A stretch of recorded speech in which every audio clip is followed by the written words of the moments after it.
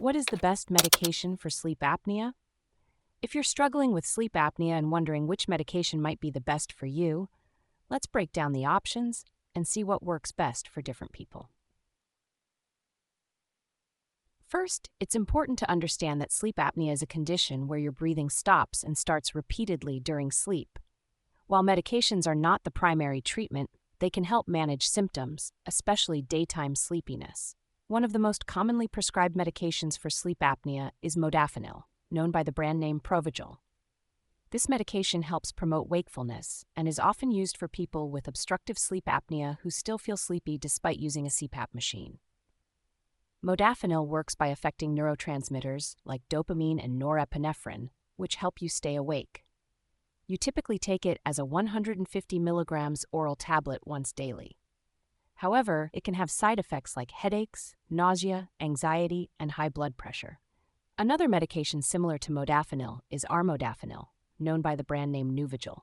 It also helps with wakefulness and is taken as a 200 milligrams oral tablet once daily. The side effects are similar to modafinil, including headaches, nausea, and anxiety. For some people, solriamfetol, known by the brand name Sunosi, might be an option.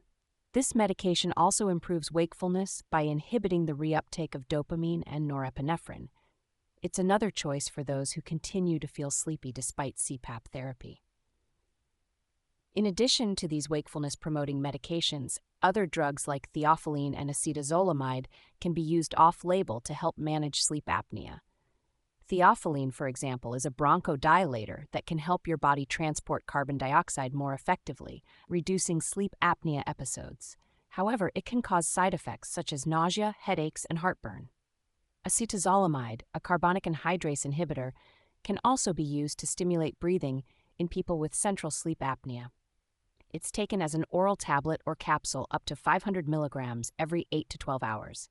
Side effects can include changes in taste, exhaustion, abdominal pain, and kidney stones. It's crucial to note that these medications do not treat the underlying cause of sleep apnea, but rather help manage the symptoms. The best medication for you will depend on your specific condition, whether it's obstructive or central sleep apnea, and how well you tolerate the medication.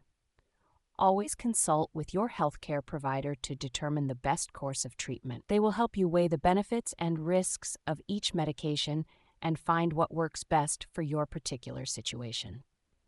Remember, while medications can be helpful, they are often used in conjunction with other treatments like CPAP therapy, lifestyle changes, or in some cases surgery.